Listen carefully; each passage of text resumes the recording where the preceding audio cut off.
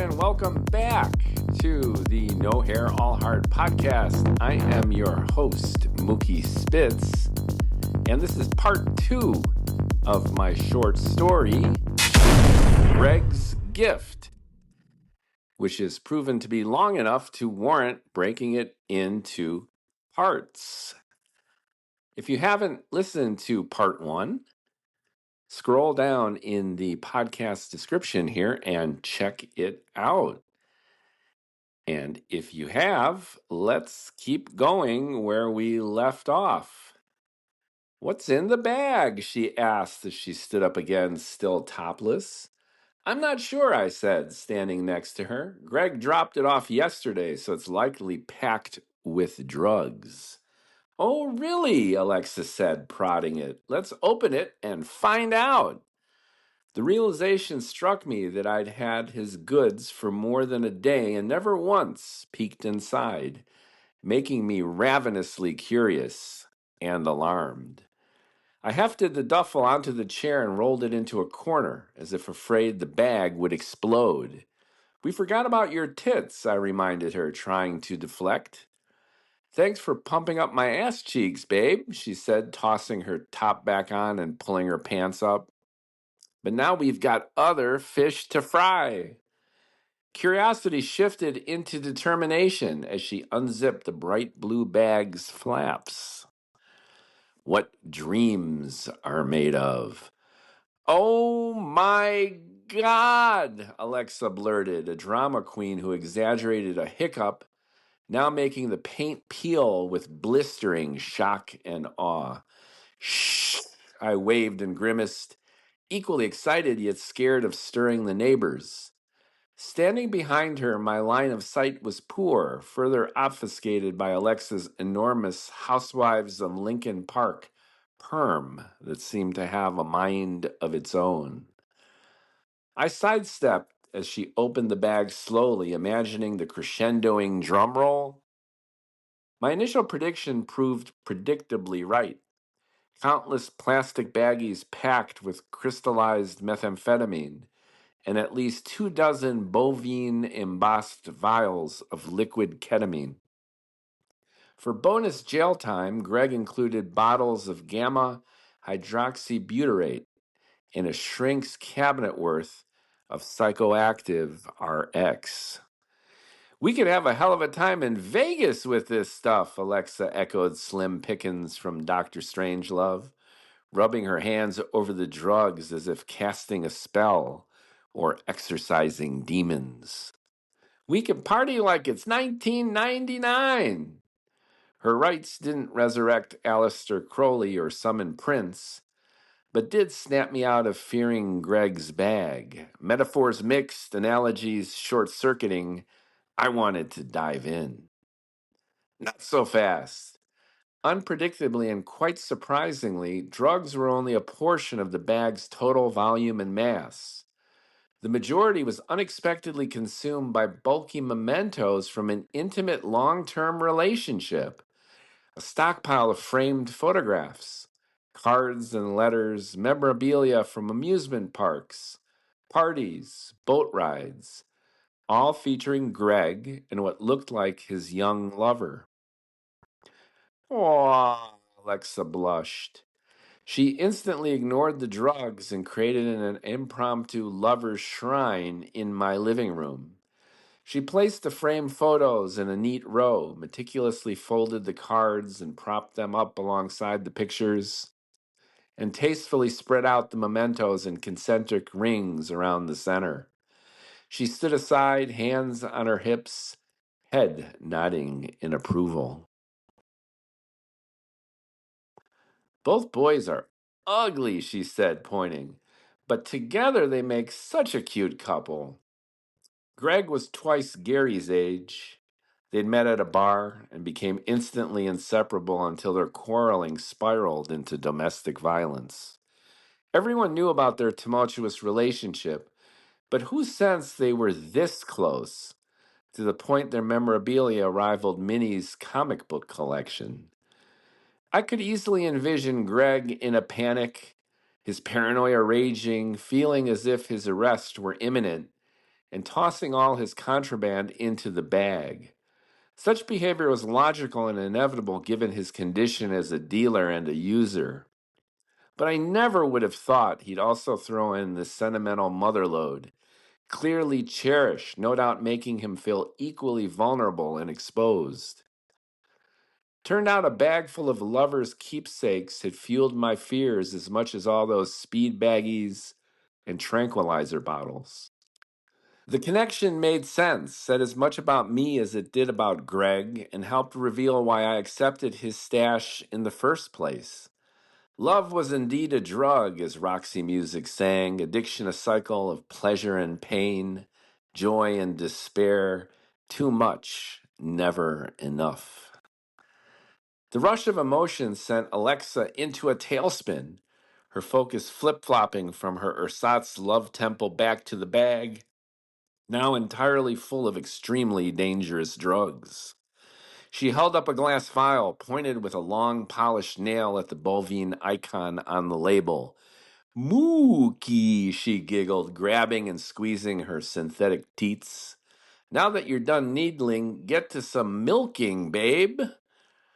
Alexa was always weird and flirty. Today's visit was oddly different, though, our new vibe palpable. Exploring check. Exploring Greg's gift exposed more than just its contradictory contents. It catalyzed my own. Liza's teasing and Minnie's meth made me ravenously horny. My neighbor's shocking suicide and Alexa's heartfelt homage made me effusively maudlin. You're a mess, she observed. Hitchhiker's Guide to the Travesty. She was right. Impossible to remember who made the first move, Alexa and I awkwardly embraced and kissed. She dropped the vial, which bounced and rolled across the floor. The state change jarred our romantic revelry as we simultaneously opened our eyes, stared back into each other's souls, and shuddered. All three cats sat on a mantel watching us, purring, mesmerized. Alexa impulsively broke free, called out, blew up the moment. Time to bake some K, she shouted. She picked up the vial, gawked at me with a mischievous smile, raised an eyebrow, and swished to the kitchen. What just happened? Did we remember before we started? Forgot after we'd finished? Had we taken old Jim Morrison up on his titillating offer to break on through to the other side? Betty Crocker, kiss my ass, she cackled, opening the bottle and pouring the clear liquid onto a ceramic plate. I turned the oven on, set it to 375.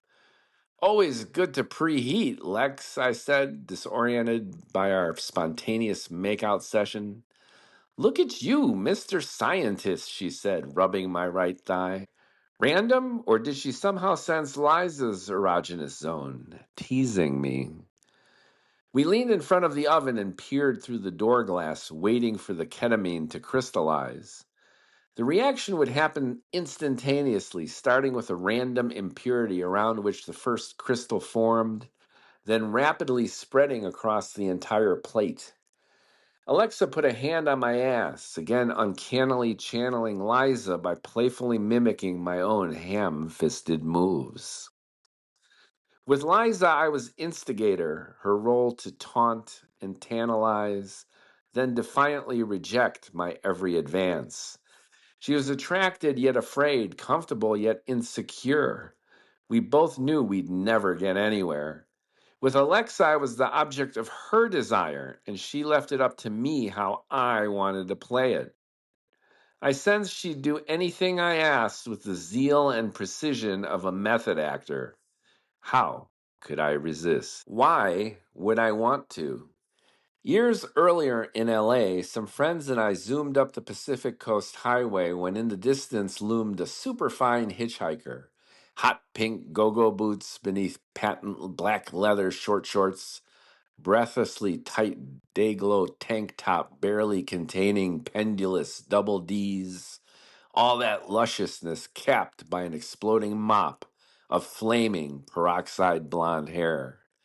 But as we approached, our desire shifted into indecision, then reflexive derision, as the sexy she morphed into a convincing, but ultimately Adam's apple toting biological he. That was a close call, one of us yelled into the wind. Always look under the hood, another advised. I'll never forget her sly wink and hair flip as we roared past. Got you, she curtsied, flashing her tits. What struck me then and has lingered since is how a car full of ostensibly hetero early 20 males sported boners for a super hot hitchhiker until realizing the hitchhiker was transgender.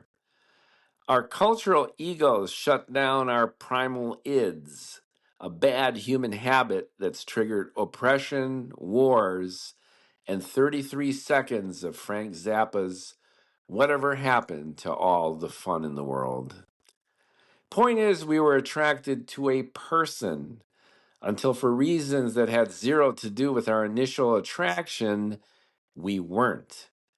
You might say we were fooled, but erections don't lie, and self confidence is sexy, no matter the source. That wink highlighted our weakness, not hers, and was her parting message that thanks to our own stupidity, we just missed the best blowjobs of our lives. The lesson reminded me of a quote attributed to William James, C.S. Lewis, and Mr. Spock. The difference that makes no difference is no difference. Especially apropos for gender and sexuality, which are more fluid than most people realize or accept. The phrase suggests that desire speaks its own language, one best translated by warm hearts rather than cold minds. That's pride fucking with you. The kitchen was getting hot, and so were we. Alexa leaned in to check the baking process and caught me staring at her tits the moment the ketamine crystallized. Bing, bing, bing, she chimed, again shattering the moment. I shut off the oven, donned checkered mitts, and removed the hot plate to cool on the stovetop. She giggled and pranced back to forage in the duffel bag. Out came a small amber bottle of amyl nitrate, wretched stuff that reeked like paint thinner, and when sniffed, induced an even worse buzz. I knew I liked her because I took a mind-numbing hit without reservation. I felt like a horny teenager in high school on my first date, carrying an oversized popcorn bucket and large Diet Coke into a shitty romantic comedy just to get laid. My adolescent flashback continued as the room swirled and we both swooned, grabbing each other and going for it. I quickly noticed that the difference that makes no difference is actually quite a difference in this strange scene, since her parts were like my parts, if you know what I mean. But I didn't care, and neither should you. All sex is weird, each to our own point of view. How was that prior to Chat GPT, OpenAI, kiss my ass? Dr. Seuss never wrote Hugs After Drugs, but if he had, the illustrations would perfectly capture how I felt and how we must have looked. Alexa's unabashed enthusiasm fueled my own, the sheer momentum of our desire sweeping us into each other's arms and between each other's legs. I imagine Liza spying on us, aghast in speculation, as you likely are now. Who fucked whom? Up to now, Alexa and I had enjoyed our frivolous fun. She was merely one of many neighborhood personalities I lavished surrounding myself with. A not safe for work Sesame Street of memorable and alluring characters who were gay and straight, male and female, and everything in between. I love to get lost within this effervescently diverse milieu of outcasts, rebels, and libertines. As an outsider among outsiders, I, too, hid in plain sight. Estranged from my family, dodging a conventional career path, immersed in an alternative lifestyle, I was everywhere and nowhere, involved yet non-committal. An atrophied adult, fidgety savant, and macho Peter Pan, I couldn't figure out if I were running away or running toward, and honestly couldn't have cared less. I didn't even know what caring meant, since the goals of finding a life partner, starting a family, getting a job, and all the trappings of adulthood seemed like pointless impediments to my personal freedom. To cite another movie, I was like the drug addicts in Trainspotting, arguably less at the mercy of the chemicals, and certainly not Scottish, but similarly choosing to opt out. Alexa, whether she meant to or not, was forcing me back in. Now that we saw what lurked inside Marcella's briefcase and Greg's gift, the MacGuffin became the thing, that which I was only beginning to understand and increasingly felt I had to indulge to survive. Shit got real, the chase was on. Consume the contents, especially now that I found what's actually lurking in there.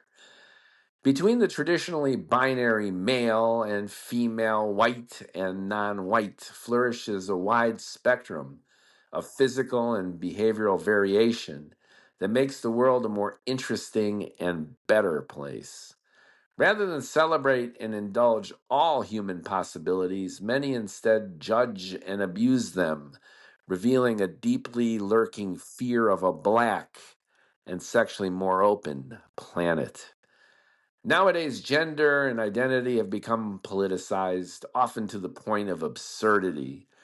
Easy to see where the PC backlash came from: gender identity disorder, not reclassified until 2013, when even Barack Obama refused to publicly accept gay marriage. Imagine the stigma and shame Alexa and her peers had to endure. All the more reason I quickly got so infatuated by her. Love's bitter mystery. Before the freshly crystallized ketamine had a chance to cool down, we got naked and ravaged each other without hesitation or reservation. Hours vanished since Alexa had first appeared at my front door. The sun set on this first day after Greg's unexpected visit, my apartment eerily illuminated by pale yellow streetlights painting long shadows across the walls and ceiling. In between tantric transsex sessions, we crushed and snorted the K, then dipped into Greg's bag for more goodies. The speed fired us up as the tranquilizer numbed us out. My paranoia at getting busted with Greg's stash shifted to concern that he'd soon return to reclaim his loot. Dawn lit the room as suddenly and stealthily as dusk had darkened it, both of us insatiable. I squinted into the morning sun and wondered how my interminable and essentially sexless game with Liza had so unexpectedly burst into this instant and explosive fling with Alexa. The purloined duffel bag still lurked in a corner, its Velcro straps removed and zipper flung open as if to answer that question, annotated by the love shrine intact and shimmering in the light. I was 33 years old, the age Jesus got crucified.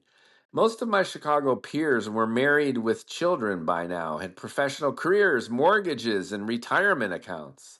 If my nomadic lifestyle made any sense at all, then I could at least take solace in my stubborn commitment to non-commitment. Last I checked, I felt genuinely free and happy. Expectations and responsibilities be damned. Living at high risk paradoxically enabled me to play it safe. By working odd jobs, doing drugs, and having sex with strangers, I exposed myself to poverty, addiction, and disease.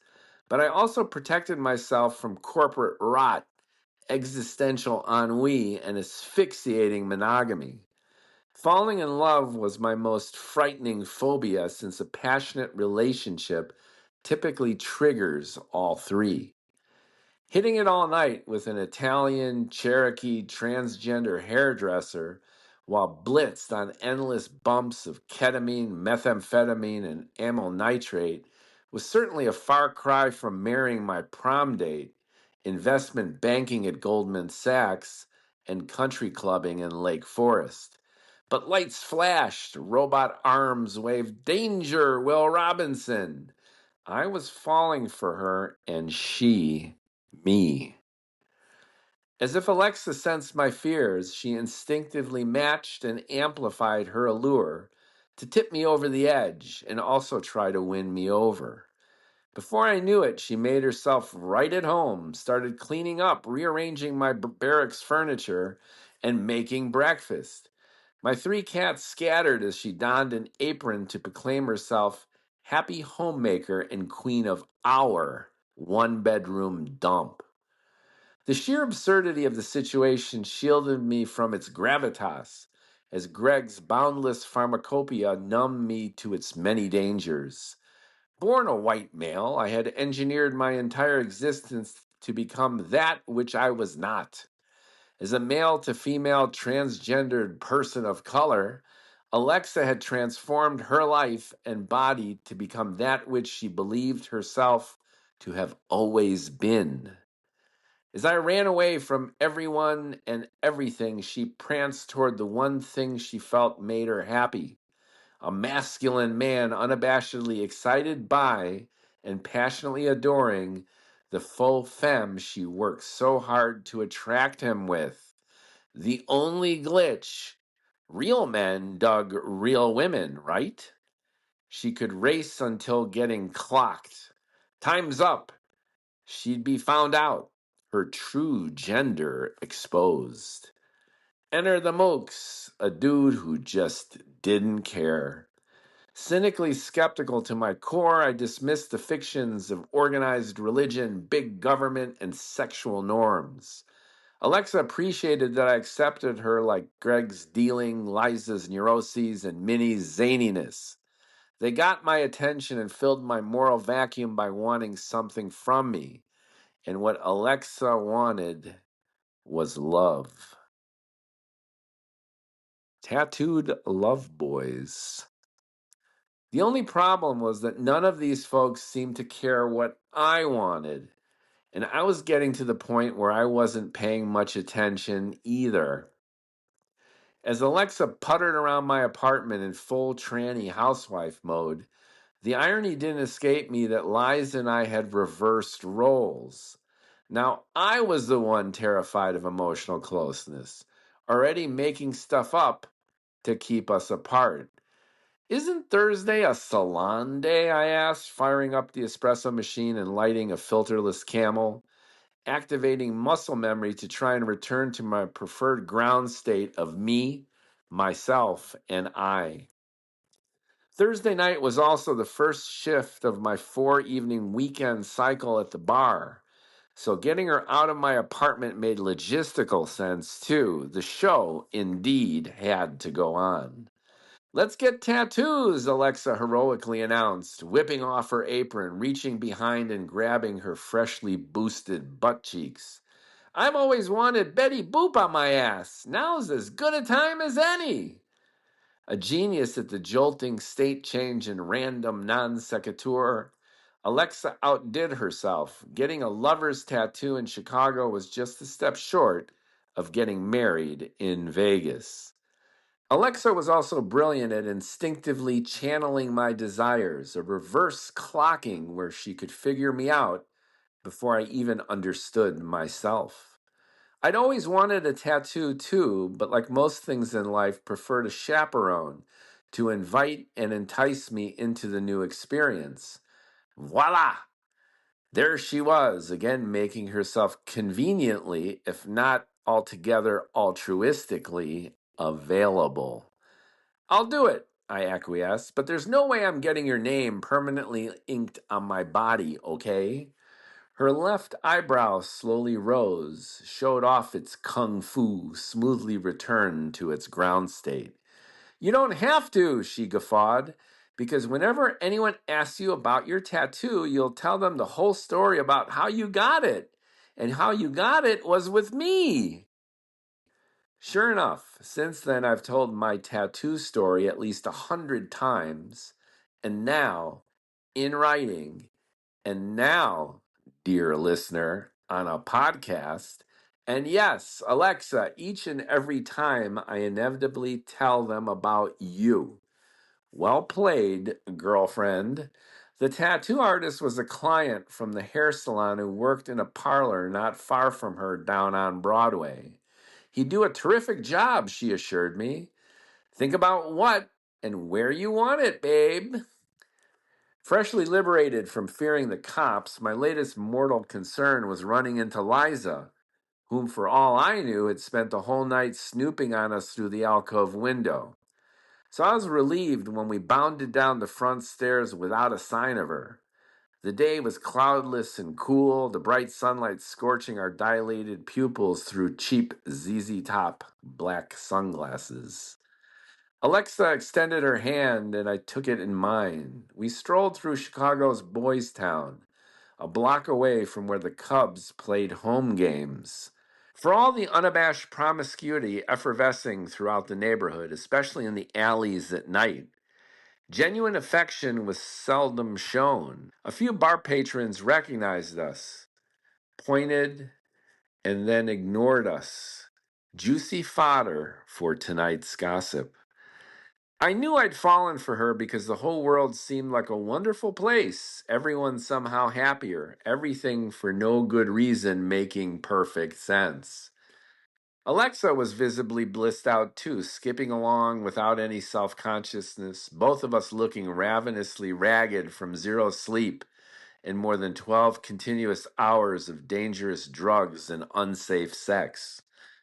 A young, effeminate punk jeered at her from across the street. You don't even look like a real woman. Alexa shot right back.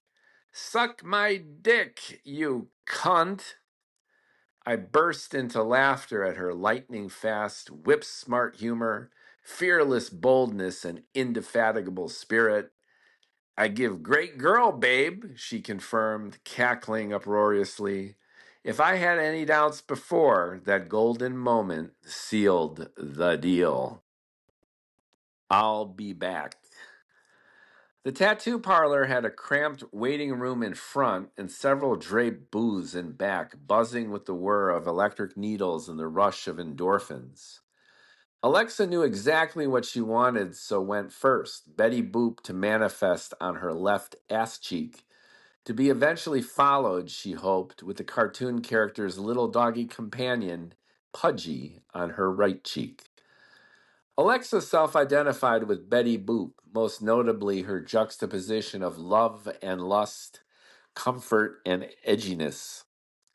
The world's most popular pre-World War II sex symbol, Betty was paradoxically demure, curious, and clumsily childlike. Naive and spaced out, yet sagaciously wise and always saving the day. Pin-up provocative, yet sibling safe. Betty was combo slut, sister, and best friend. My heroes, in contrast, were philosophers, musicians, and writers. Since my early 20s, I was obsessed with Friedrich Nietzsche, Eddie Van Halen, and Thomas Pynchon. But I didn't want the Birth of Tragedy, VH logo, or Tristero horn anywhere near my body. To catalyze my creativity and give me fresh ideas, Alexa's tattoo artist handed me a photo book featuring his shop's best work. I flipped through endless pics ranging from rather sedate yin-yang symbols and rose blossoms needled in obscure areas to full-body tribal ornamentation featuring flaming spears, menacing skulls, and satanic crests. One guy even had a red and yellow Superman S logo etched into the tip of his penis. Imagine that thing coming at you or into you faster than a speeding bullet. Donning the mantle of a future marketer, I strategized an approach to differentiate my Mookie brand. How would my tattoos stand out, and what did I want it to communicate about my personality? I noticed that most tattoos were add ons to the bodies they adorned. Whether a wristband of braided flowers or a vine that wrapped an extremity, most were merely ornamental. Even the boldest of tattoos that told elaborate stories through words and symbols were essentially cosmetic overlays akin to clothing or jewelry. Few, if any, tattoos became an organic part of the body they modified until I found a strikingly detailed 3D rendering of a pulsating heart within an open chest cavity, engorged arteries bursting blood amid ornate dragons spewing fire. Then the idea struck me. In homage to a movie, of course, The Terminator. Skin of my left arm ripped open, within the gaping wound, a steam pump patchwork of interlocking gears, integrated circuits, and robotic machinery exposed through jagged and twisted flesh. My tattoo wouldn't be an addition to my body, but a dynamic expression of my body. Behold, the Mookinator! Alexa hated the idea, but her artist pal was intrigued. He drew sketches, and I thought they were cool. We chose the underside of my left arm between wrist and elbow to minimize visibility for working corporate and maximize it for playing guitar. Alexa's Betty took less than 30 minutes, yet she staggered out as if recovering from major surgery. Whoa, babe, I need a drink. My turn. Our chosen spot made holding a suitable body position awkward and straining. The exacting detail combined with the multicolored treatment depicting complex machinery and metallic endoskeleton drenched in crimson blood amounted to more than 2 hours of work. Electric needles gouged new and already exposed areas with excruciating depth and repetition. Ouch. Sweat roiled my bald head. You look like you've been lifting weights, babe, Alexa taunted. To avoid smudging her freshly minted Betty Boop, she stood in the waiting room wearing only a t-shirt and G-string thong. Waiting patrons pointed, gave her a big thumbs up. I embraced the searing pain and finally understood how people got addicted to the needle jabs and endorphin rush. Catch me if you can. An hour later, we flaunted our his and her tattoos in a lesbian bar. Nowadays, the T in LGBTQ is synonymous with human rights for everyone. But in the 90s, transgender folks faced horrific discrimination, not only from the straight world, but often their own community, especially gay men projecting a societal bias that historically favored race, white, and gender, male. Drag queens were campy and fun, but for a biological male to emotionally and physically transform into a female triggered most people, even those who should have resisted the hypocrisy and hatred. Lesbians were an important exception, taking delight in celebrations of all things female. Alexa often sought refuge and friendship in dyke bars, counting on gay gals for support. Despite being a familiar face, I made these same women suspicious because I grunted, groaned, and grabbed my balls like the typical hetero guys they despised. Attractive male to female transgender people also tended to lure questionable dates, often closeted married men.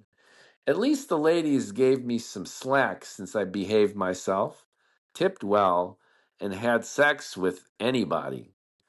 Anyway, after a whirlwind couple days, the bar was welcome refuge. Alexa calm and in her element, the ultra butch bartender serving up her signature 100 proof plus Long Island iced teas, as moody as she was.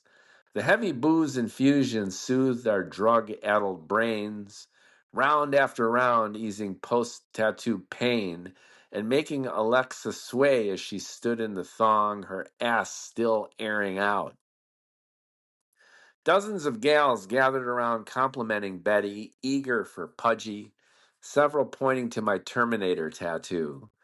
Alexa winked at me occasionally, whispered to her soul sisters, who whispered right back. My paranoid self conceived of a grand dyke tranny Annie Mookie cabal in the works. Alexa was their girl. They guided and protected her, and they seemed to like whatever she was saying. Uh-oh. Meanwhile, outside the bar's big storefront windows, weekend walking traffic was already streaming up and down Broadway. I'd spent many an hour sitting on that very bar stool sipping toxic lesbian elixirs while idly people watching. So within seconds fell back into my groove of zoning out and taking the world in until an eerily familiar sweaty bald head caught my wandering myopic eyes. Greg?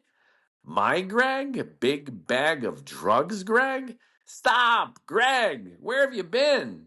How dare you shamelessly strut by in broad daylight only days after dumping me with your stash? I convulsively stood and must have said all that out loud or knocked over a drink, because the entire bar fell silent and stared at me. I gestured to Alexa, "Give me 5, Lex, be right back," and bolted outside. Greg, or his convincing stunt double, bobbed through the pedestrian parade up to Cornelia Street. At the corner was my favorite fast food joint, Caddy Corner from the Whole Foods meets Trader Joe's supermarket precursor, Treasure Island.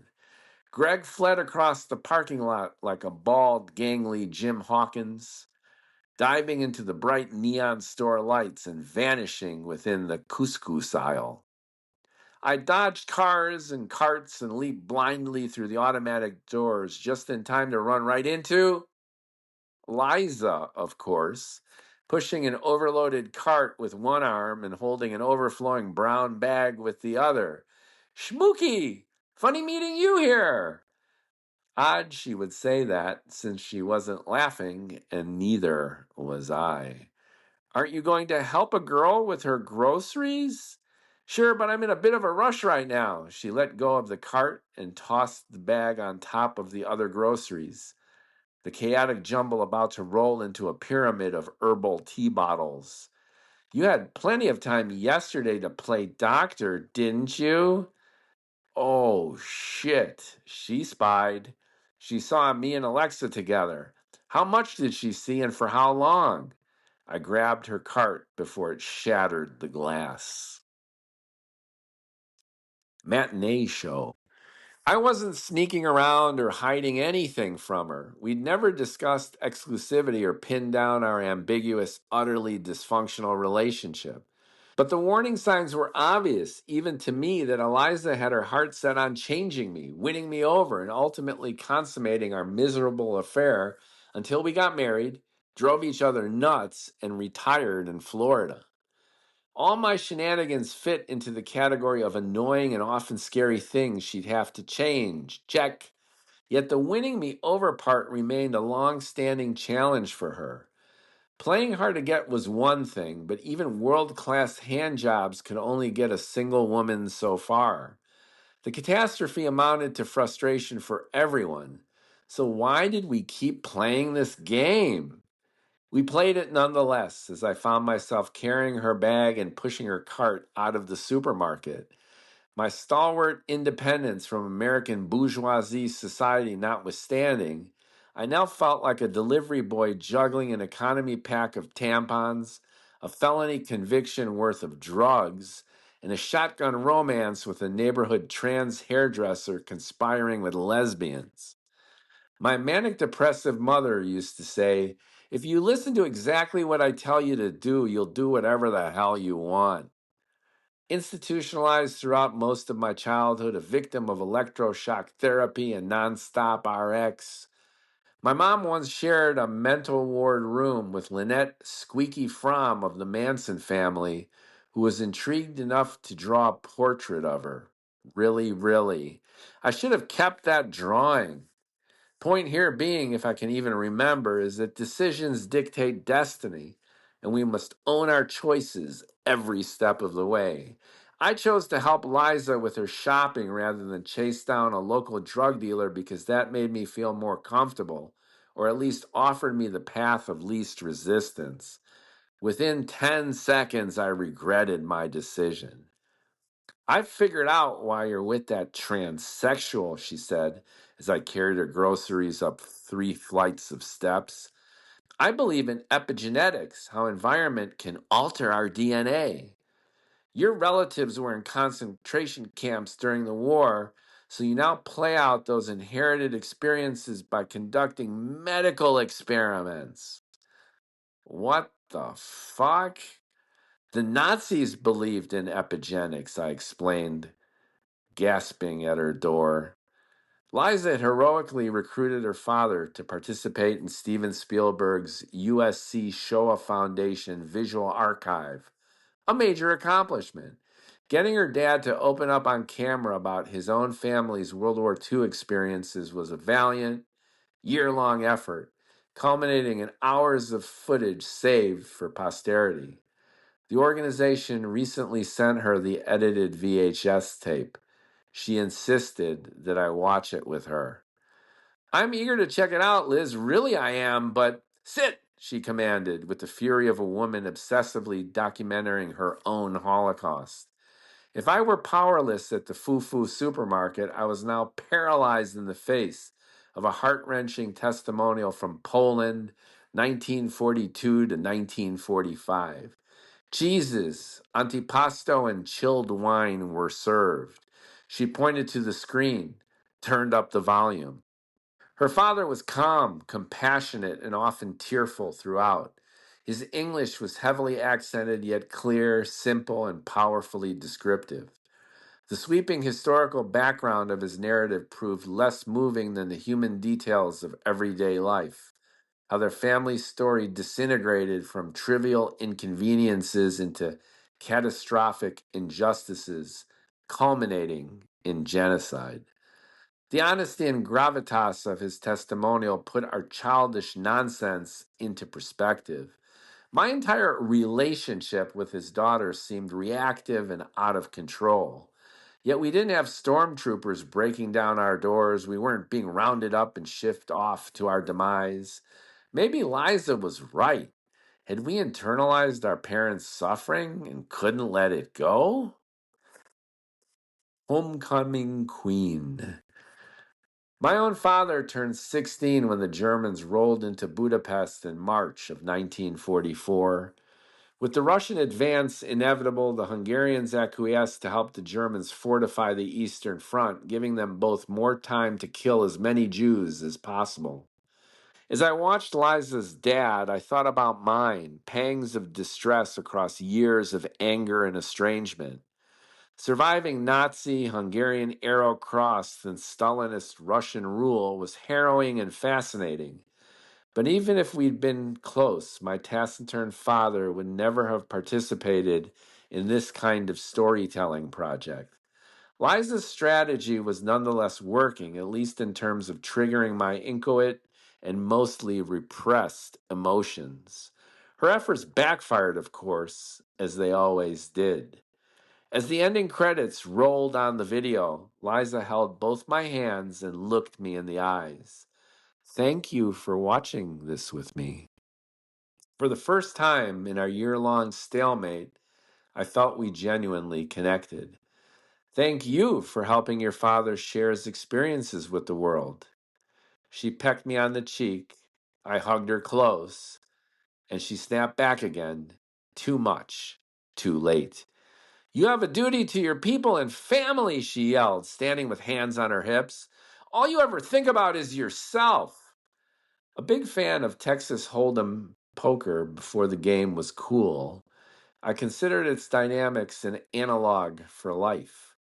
With a pair of queens in pocket, I gave this hand better than 7-4 odds that she'd remind me of the 6 million Jews killed in the Holocaust just so I'd take her seriously. Most of our relatives and friends were killed, and here we are doing nothing about it. I should have gone all in on that bet. Last I checked, I didn't murder them, and last I heard, couldn't resurrect them either. That said, I admired what she did with her dad and agreed never forget meant continuing to remind. But what did all this have to do with me, with us? We were nearing endgame. You did do something about it, Liz, I said, exasperated. Bravo! Meanwhile, all I got growing up was screaming reminders of my privilege for being born American, not a worry in the world, paid for through the suffering and death you continue to obsess about, and the guilt of those who survived, namely my own father, who tore me down through his jealousy, abuse, and neglect. Liza burst into tears, hit me with clenched fists. I defensively raised both arms to protect my face, exposing the freshly rendered tattoo. At the sight of it, her face instantly flipped from raging anger to abject horror.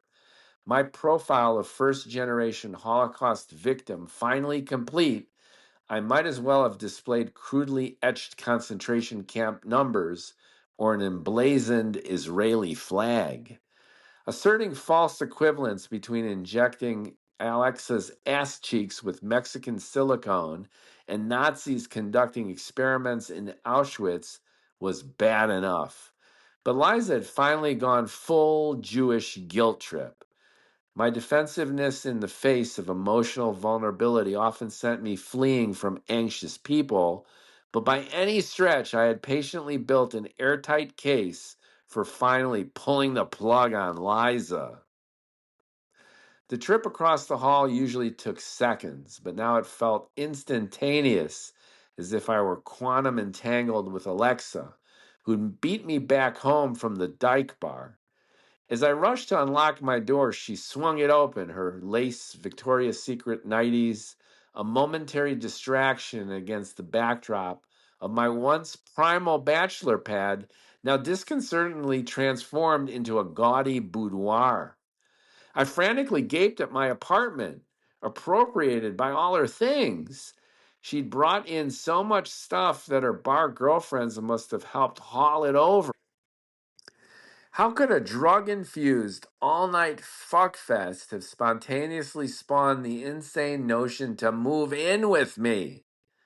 Although a chick with a dick had recently banged me for hours, this was the first time in my life I felt truly fucked in the ass.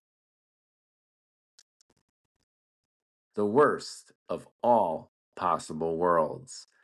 My entire adult life was built around avoiding any commitment to family, friends, lovers, and a career. But within the last 48 hours, I had inherited the local drug dealer's stash, an endless loop of the worst song in rock history, an Everest of ethnic guilt, and a live-in transgender hairdresser. The image of my dead neighbor suddenly came to mind, swaying on a rope in his closet.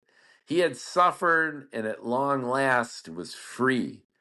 If I envied his premature and macabre demise, then something must be wrong with my whole state of being. Only a couple days ago, I stood in my kitchen smoking a cigarette, sipping an espresso, and minding my own business. Thanks to Greg's gift, the world had rushed in, distracting me from inner peace and an enticing Amazon IPO. Bzzz, bzzz. Perfectly on cue, as if to rub it in, my pager vibrated and displayed Greg's number, of course. Bzz, bzz. You're buzzing, babe, annotated Alexa, her ridiculousness deflating my rage, at least for the moment. Greg? Seriously? The irony of the whole situation, reinforced by the self-realization of my passivity, stunned me. Why hadn't I called that asshole? My idol Nietzsche recast the French phrase amour fati, love of fate. You'd think the master architect of Zarathustra and the will to power would embrace the exact opposite and insist on taking active and manifest control of every aspect of one's own life. But that's missing the central, essentially mystical point. Before physicists theorized the multiverse, Fritz foresaw eternal recurrence. Consider how infinite possibility begets repeating actuality. Some context. Theorists now calculate that the possibility for all nature's dimensionless constants to precisely align in the singular way necessary for our particular universe to exist is about 1 in 10 to the 500. That's a 10 with 500 zeros after it, leading to the unprovable speculation that if at least 10 to the 500 universes physically exist in some kind of multiverse, then ours is not only possible, but necessary. In other words, the infinitely unlikely becomes infinitely more likely as you approach the infinitely many. Looked at another way, the more iterations you generate, the higher the chance that patterns repeat. And the more patterns repeat, the greater the probability that what's happening now has happened repeatedly before and will happen in the future again and again and again. So if the multiverse is a Leibnizian house of mirrors with every possibility branching endlessly in every direction, then regardless which path you take, you'll be moving through countless emerging and diverging realities. If true, that makes each of our lives in the universe we share deterministic yet unknowable, ruled by fluctuating combinations of destiny and free will. If all this sounds like total bullshit and crass rationalization for avoiding personal responsibility, then it should, because that's exactly what it is. I could have paged Greg days ago or refused to accept his damn bag in the first place. As usual, I cartwheeled from one absurd situation into the next, dominoes plummeting within the Rube Goldberg device that was my whole life. Maybe love of fate was a price I had paid for being stubbornly independent, a product feature of a hapless guy who thought too much and did too little. Avoiding emotional vulnerability was clearly my defensive strategy, but offensively, I was relentlessly resilient and zealously welcomed whatever random and zany adventure. Maybe love of fate was a price I had to pay for being stubbornly independent, a product feature of a hapless guy who thought too much and did too little. Avoiding emotional vulnerability was clearly my defensive strategy, but offensively, I was relentlessly resilient and zealously welcomed whatever random and zany adventure this particular universe chaotically hurled at me. Bzz, bzz. My pager vibrated again and again, perhaps echoing throughout the multiverse. Bzz, bzz. I unclipped the device from my belt, gazed again at Greg's number, hit the button to silence it. Is Avon calling? Alexa suggested, hungry again for my full attention. She'd hung pink curtains and vanity mirrors. My closets were jam-packed with her dresses. I hope you're enjoying this story. I'm having so much fun dusting it off and reading it to you that I think this would make a captivating little movie. Are you curious what happens next? I more or less remember what happens next, but I can't wait to read the next part to you. To be continued in part 3. Download that episode on the No Hair, All Heart podcast. I'll make sure and upload all the episodes simultaneously so you don't miss any one of them. You are so very lucky. To be continued.